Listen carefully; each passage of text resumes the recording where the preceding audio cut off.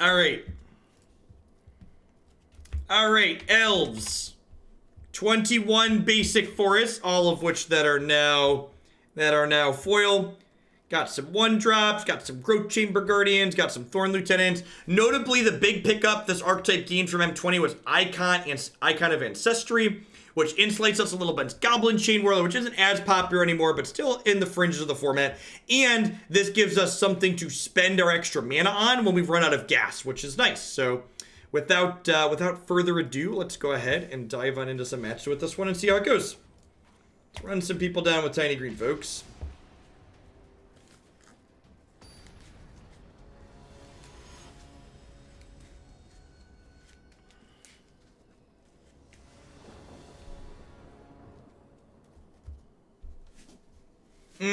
Maybe I should have hopped in a constructed event. I don't know how this deck's going to do against Esper. There's been a lot of Esper running around.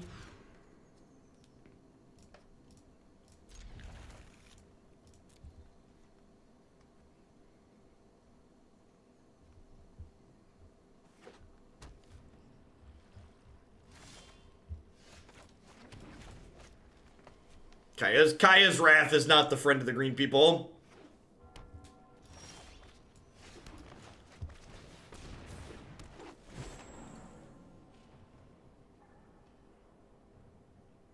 The ugly Icon of Ancestry. I don't think Icon of Ancestry sees enough play to warrant me spending $10 or whatever it is, or $5 on a foil. So I elected not to. Is there a deck that really beats up on Esper? Yeah, Yarok Field is a pretty good Esper matchup. It's still a slog, but you win more than you lose.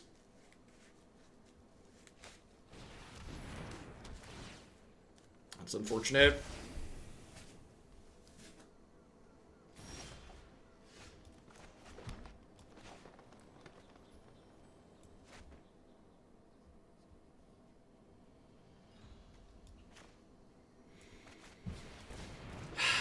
There's a lot of different ways I could sequence here.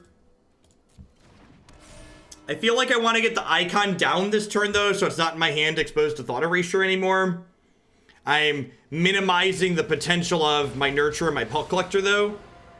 Vraska Golgari Queen, okay. Interesting. Don't be surprised if we meet again.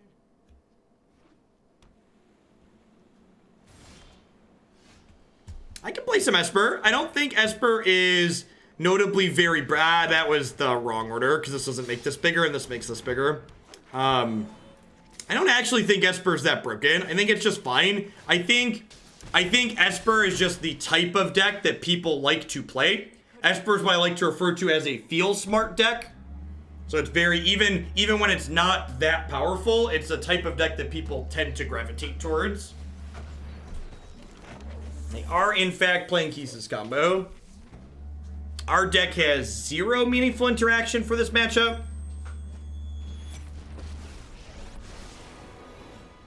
Let us see if your talents are worth. I think you will find my notes helpful.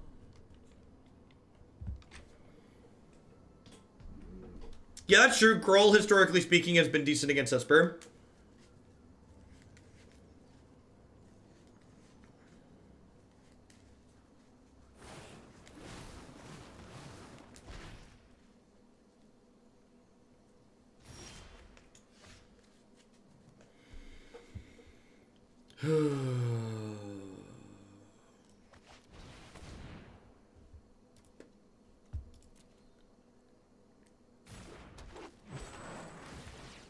Hey, Dun Bishop, thanks for keeping on with that tier 1 sub. Welcome back.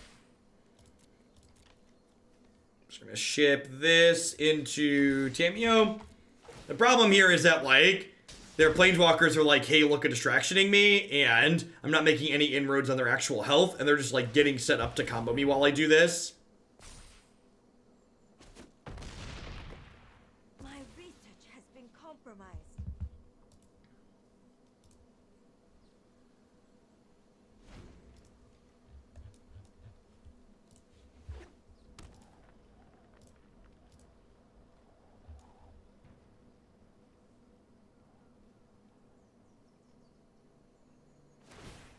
I have learned little Now here. what?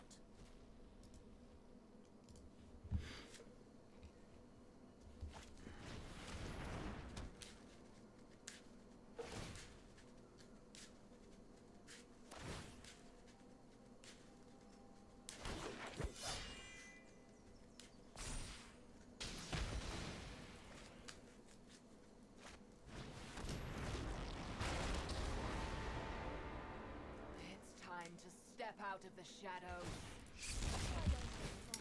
Their graveyard's like almost empty, but like they have this Tameo that just like fills it right back up, right? And like I don't have the ability to kill. I guess if I draw a Clancaller or an Icon of Ancestry here, I can kill the Tameo. But outside of drawing either of those, it's gonna sit and play and just like generate endless value.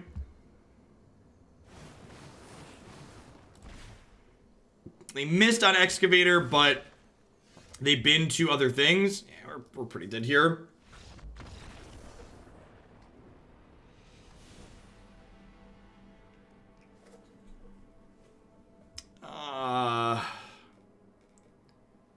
This is technically removal for Kisis with some of our stuff.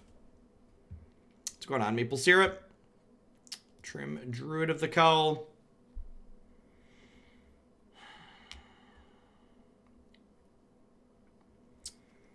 Pelt Collector probably has a hard time getting large enough to attack into a lot of their stuff. Getting it to a 4-power dork can be tough in this deck. Summer stops both Mill and Oath. It counters Oath. What do you mean it stops Mill? I mean, like, stops them from milling me out? Yeah, post-board, they should have a 4-mana Jace in their deck, so that doesn't do anything. They'll just cast 4-mana Jace.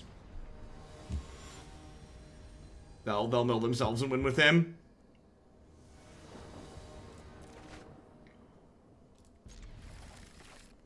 Seems pretty okay. Nah, Kisis just lets them replay all that stuff from their bin, lazy man. So killing them doesn't really accomplish anything meaningful.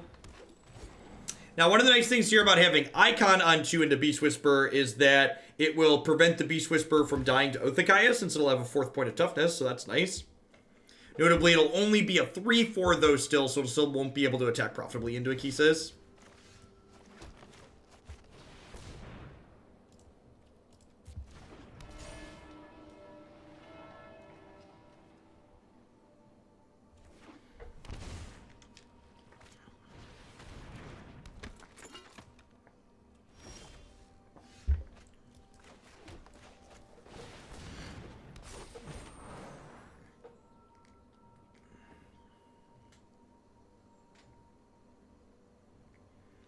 It's just at such a low cost to put one Jace in your deck that assuming they probably have it, I don't think is unreasonable.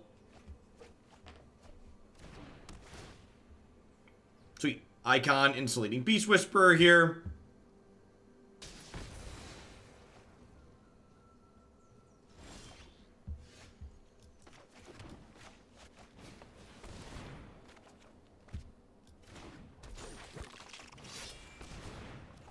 Alright, we have an actual clock this game. Like I said, we don't really have meaningful interaction outside of like our Vivien Planeswalker that can be removal spell. So just racing is our best line to victory here.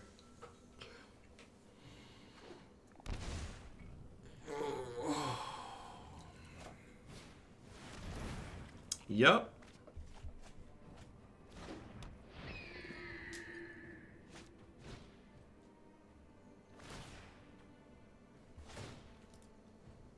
Can we ever beat Tashar? I'm not sure we can ever beat Tashar.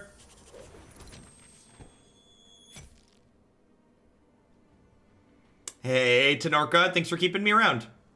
Their half year of off the beaten decks and creative pronunciations of my name. Listen, I aim to please.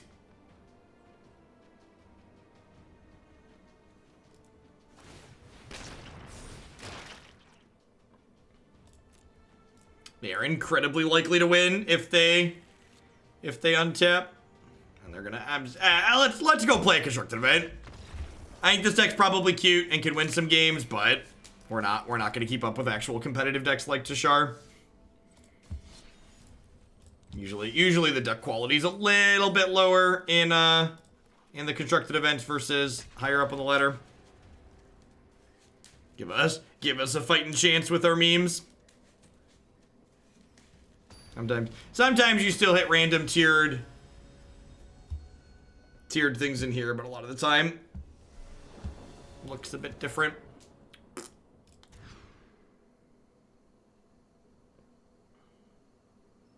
Sounds good. Go bottom Druid to the Cowl here. Probably go Elf into Nurturer, into Steel Leaf, into Thorn Lieutenant. Even without drawing a land, we could do this, into this, which then makes us a 2-2, which can then play Thorn Lieutenant. Always Izzy. We aim to please.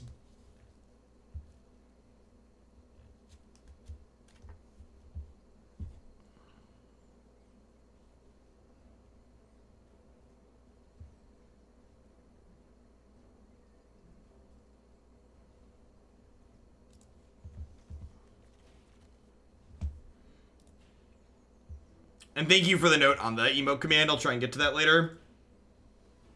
Or the emote plug.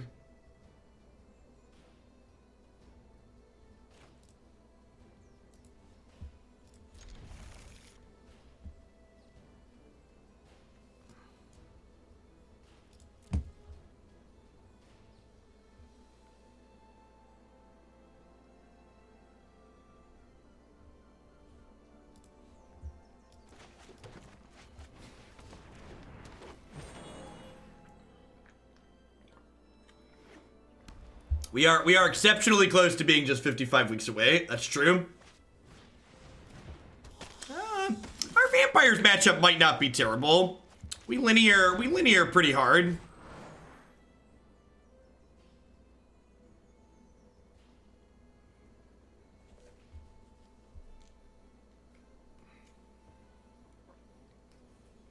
Well, the 52 weeks left will be rotation. So we'll be having a party of sorts anyways for that. Plan to stream a bunch when the new set drops. My plan is to do, I don't know, somewhere between 3 and 5 10-hour days all in a row.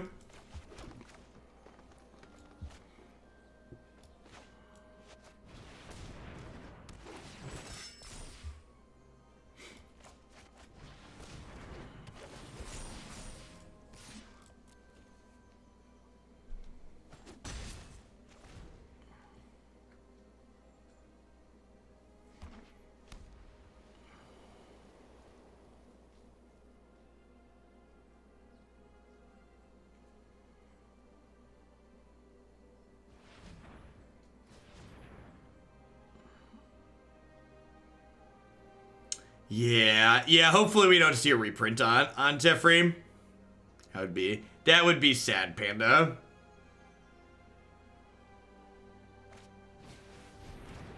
Sure.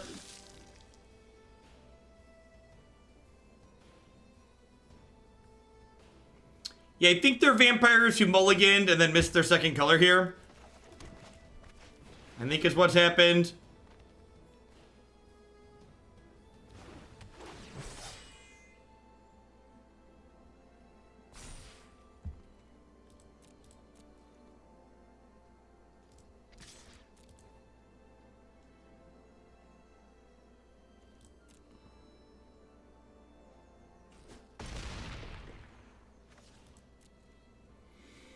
If I play Marwyn, if I play Clancaller first, this would have been a 3.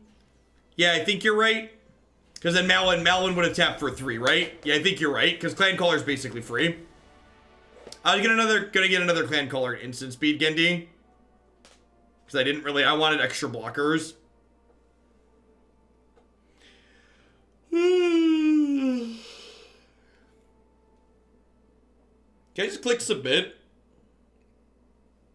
Okay, I just want to click submit. If like anti-control cards, some light removal. I don't know if this is very good. I have a hard time keeping her alive probably.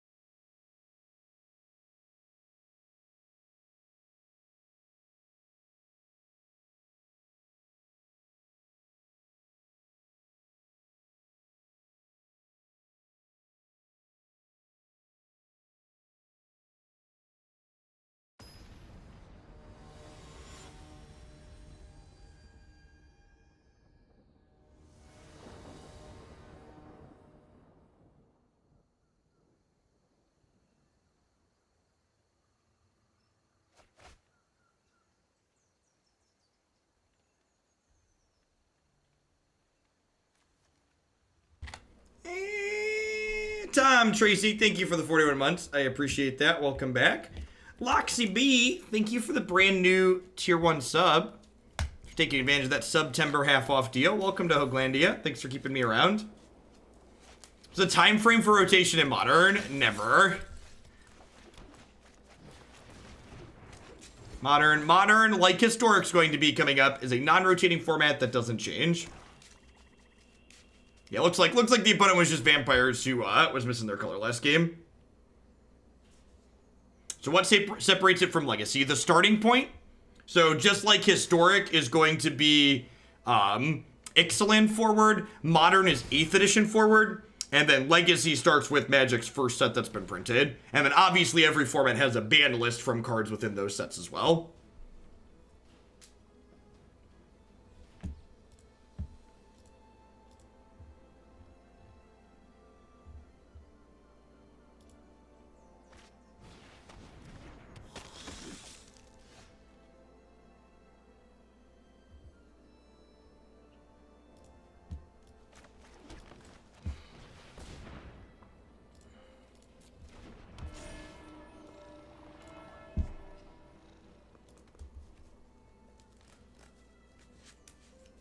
Yeah, no worries. Questions are great.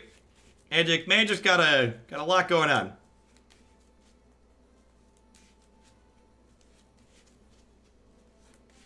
So, assuming we draw another brick next turn, we can play Llanowar Elves and start activating Icon. That might end up being too slow overall, but we'll see.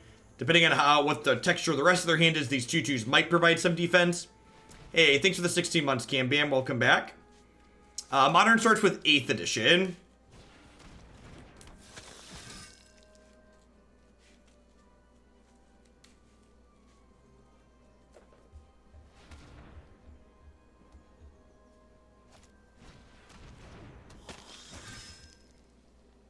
Yikes. So both of these are going to all get grown up this turn. Yeah, Flusterstorm doesn't really see a ton of play anymore, though.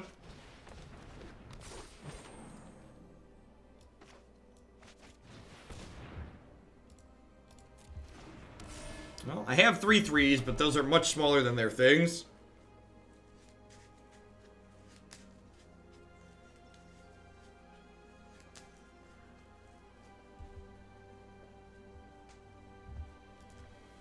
As a savvy investor, I'm getting my half-price timeouts for the month of September. Thank you for the quarter for your ultimate mistake. Welcome back. Always worth it for the MTG content monster. Thank you, Stormy Waters, for the 2/3 of a year. Welcome, welcome, welcome back.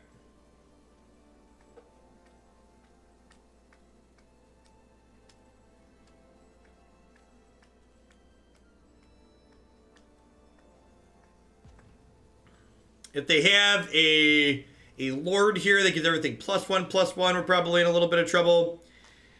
If they swing all and pump, we take 5, 6, 7, 8, 9, and we eat this. It puts us to 5. Or they could time out. Timing out could also happen.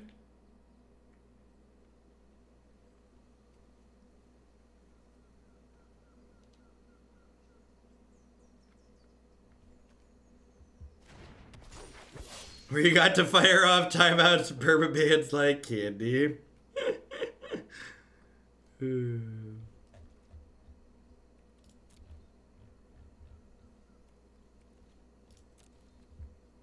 Maybe they got called into work and win. Maybe. Believe it or not, the fact that they missed an entire turn is incredibly good for us. It might give us the means we need to stabilize here.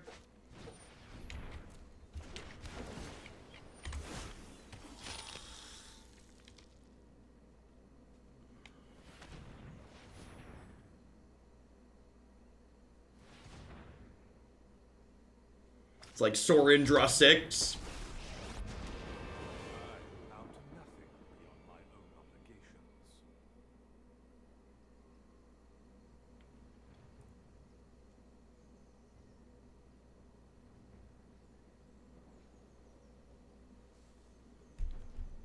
Lots of unwritten rules. What does that even mean? Rules about what?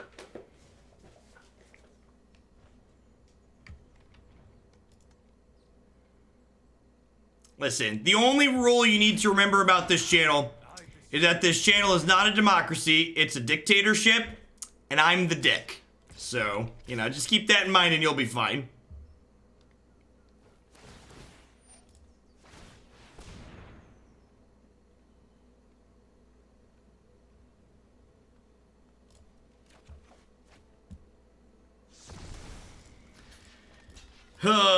So we eat those, we take 5.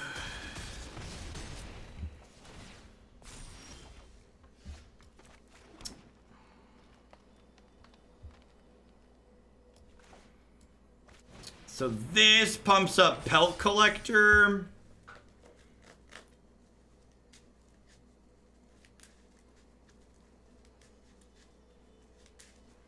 I think I'm just gonna activate this and then play a 2-drop this turn.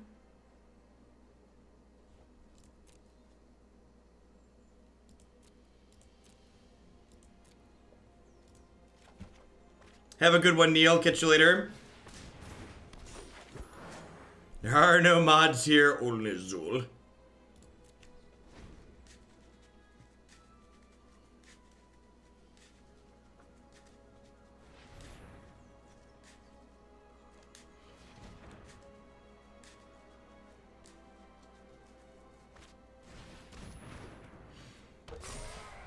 Oh, misstep there a little bit. Maybe into the add vampire mana and clicked on colors by mistake. Pretty unfortunate. It's kind of funny, like, showing the power level discrepancy between their deck and ours, because, like, they missed a combat step and they just mistapped their mana to not be able to activate this turn, and we're still kind of behind. Like, we're dying at the moment, right? Like, this card and this card, like, there's a sword over here too. One of these tribes is not like the others. This is but a taste of my power. Kind of behind. Yeah, kind of behind.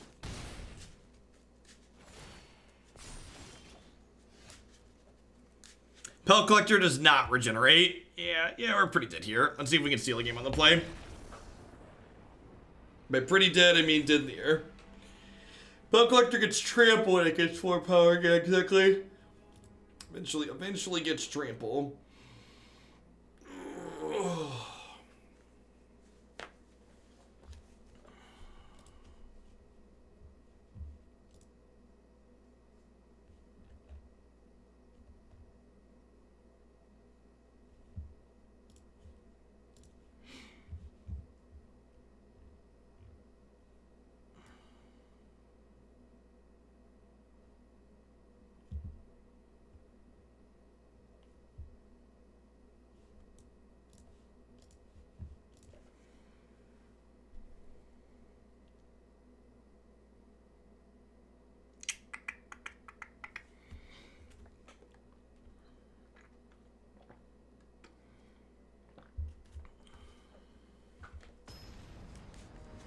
I'm guessing the first deck you're making for the new set is fairies. I don't know, maybe. If they're gonna be a supported archetype, we'll probably try something at some point. Does Pelt Collector rotate? I'm gonna be honest, no it does not. I don't know what set this card's in. That's a guild set, so no it does not.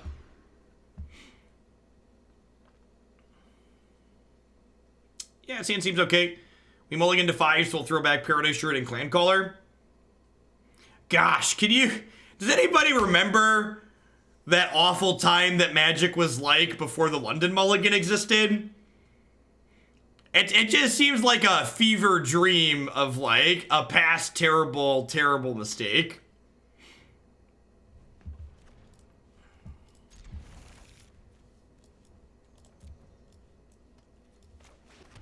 For head block, yeah, it's just like this giant, like, black spot in my memory.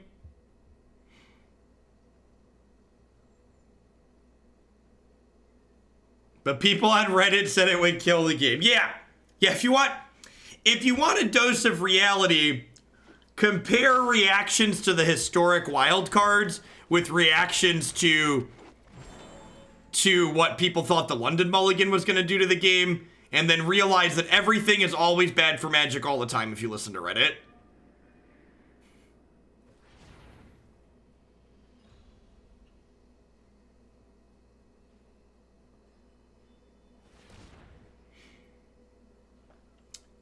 No plays on 1 or 2?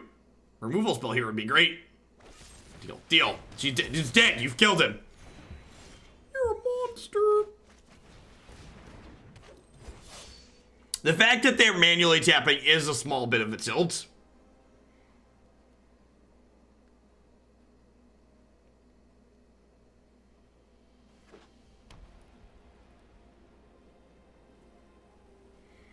Sorin, make a 4/4.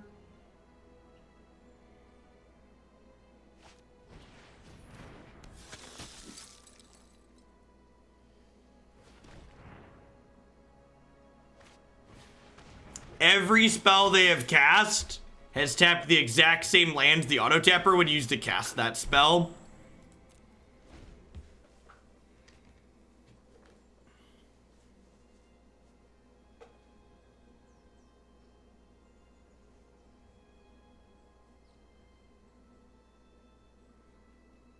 That's true, except for when they mistapped last game. Had they been using the auto tapper prioritizes.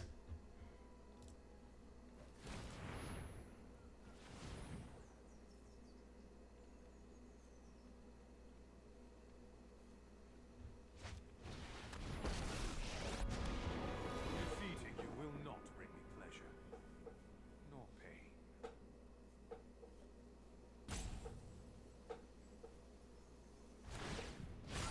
My bloodline flows through you. Deal, Coons, deal. Snap call.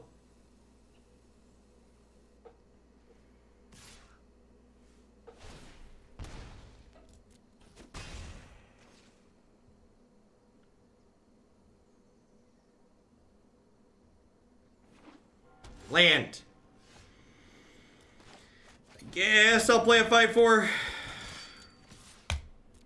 We'll smash Sorin's pretty little face. They at least didn't have a big scary.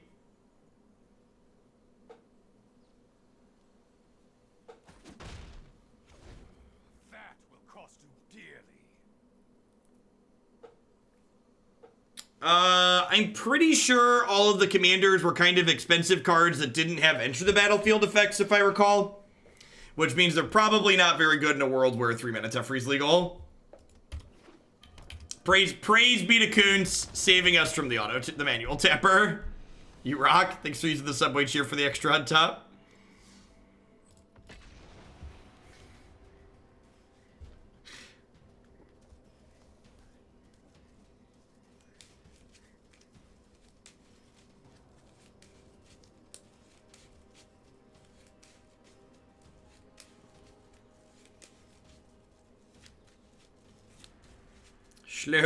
Slow and steady.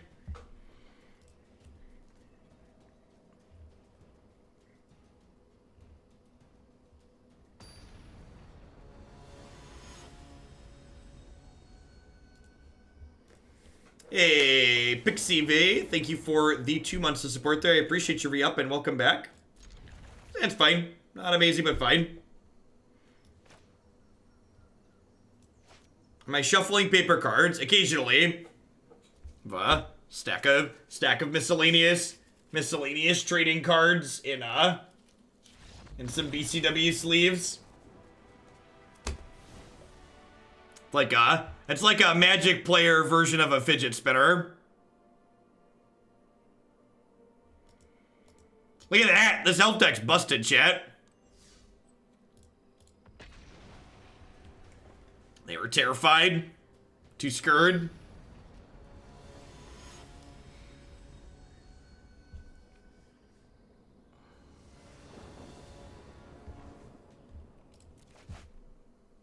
Alright, hand's also good.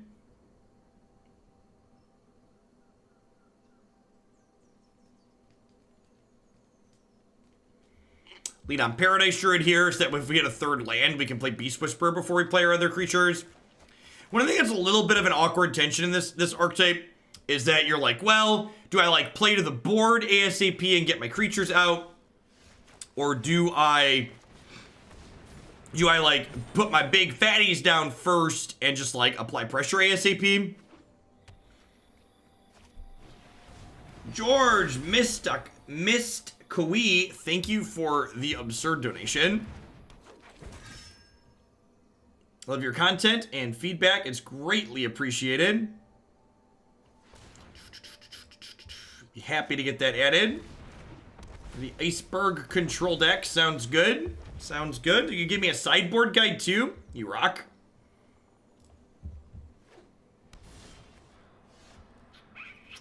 Well, sometimes your deck makes that choice I was talking about for you, and you're just like, well, here's some fatty booms.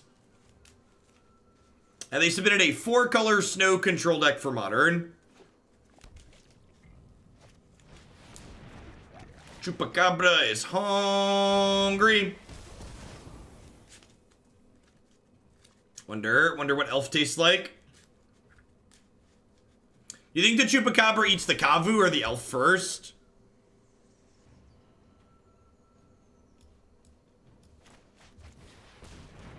Lost Axiom, thank you for the 13 months of support. Welcome back.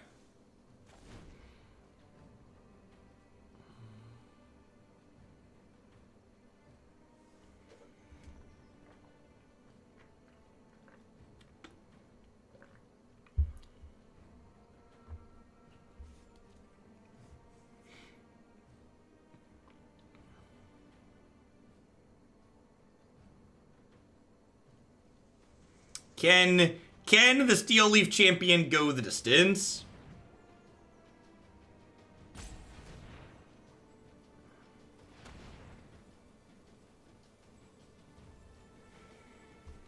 I made the argument that poker players can be equally great Magic players. They said that one person doesn't make a trend.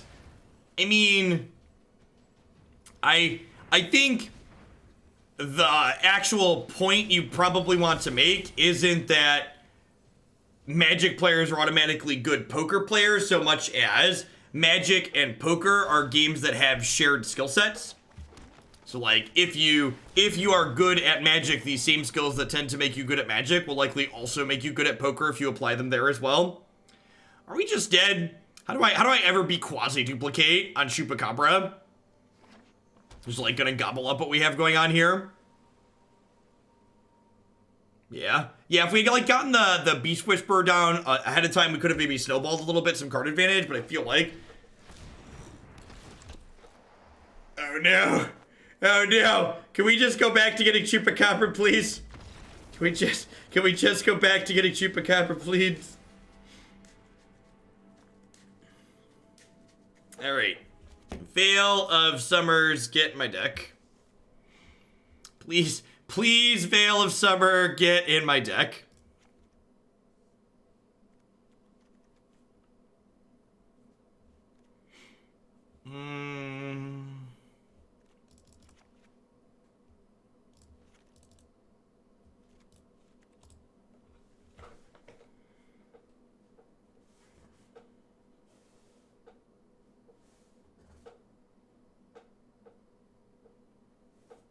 Sounds good, Twin. How are the elves doing? Kinda clunky. This archetype in general, it's just not quite efficient enough to be a good linear aggro deck in this format like vampires, and it also lacks the tools to give it interactive elements for when it can't race people. Like, our opponent's deck's a great example of a deck that, like, we could maybe have a chance against, but, like, we're just not efficient enough to really get under them.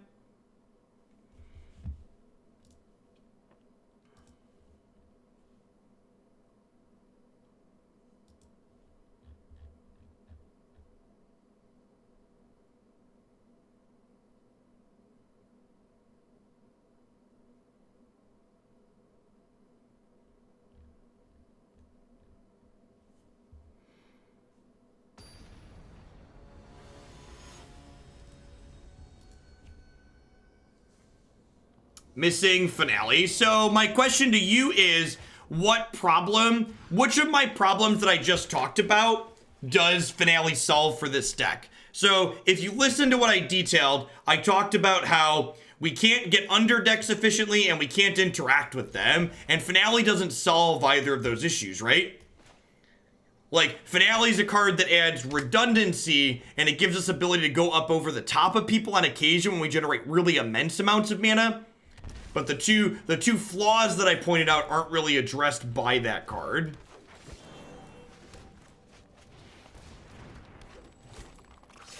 So, like, again, like, if you're looking at this deck and you're trying to think about ways to improve it, there's lots of cards you could add. But again, like, think about the issues that we're having, and then you want to think about those cards and do they actually work to address those issues.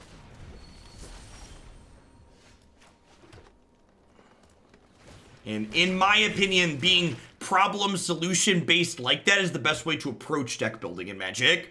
Especially when you have, like, a core to start with. You're like, okay, how is this struggling? How do I fix it?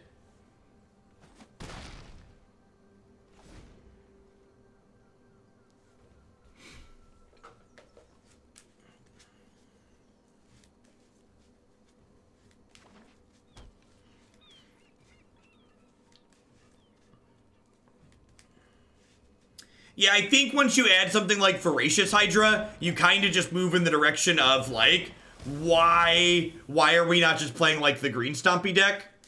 Like, I think there's a natural extension of this deck where you, like, talk about the things that it's doing, and you end up at the conclusion of, like, okay, we're just doing things that are, like, kind of worse than the green stompy deck that did well in the MCQ weekend.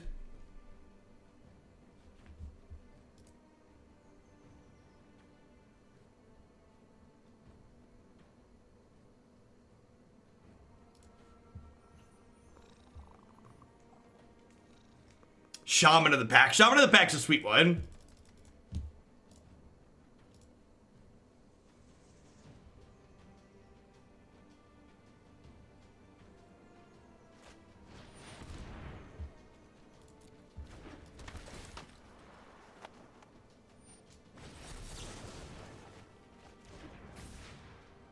They do in fact have 7 mana on turn 4. 8 mana if they have a land.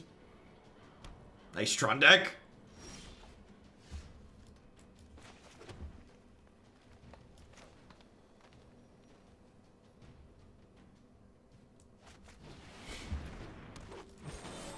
Right, well, if the rest of their hand is bad, we might have a shot here. They have another Agent of Treachery, though. We're probably gonna get run down. And if they have Quasi-Duplicate, just like all bets are off. Don't do it. Oh no, they're rusting over their stuff. Yikes. Ugh.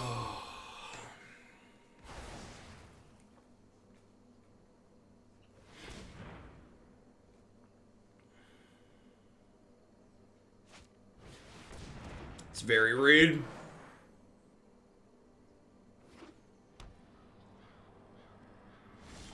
Nah, not really, Nemesis.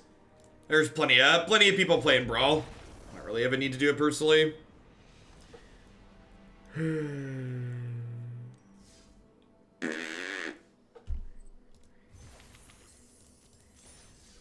Yeah, I know they can't block the 5/4, but if they didn't have an answer to the 5/4, they would have taken the 5/4. So I assume they're taking the one that was going to draw us cards, so that way they could take the one that's going to kill them the following turn. Just to summarize what we talked about earlier, this deck's just not linear enough to really get under anything else. It doesn't have any interaction in it because it's mono green. There's no dismembers in this format to, like, break the color pie open, so I think there's a reason why we haven't seen anything really like this in the standard format, and against even a lot of off-meta things, this is pretty mediocre. Yeah, the mono black deck ran a lot more trim than I was expecting, Marty. I guess, like, Sorin cheating big things into play is, like, just very reasonable, right?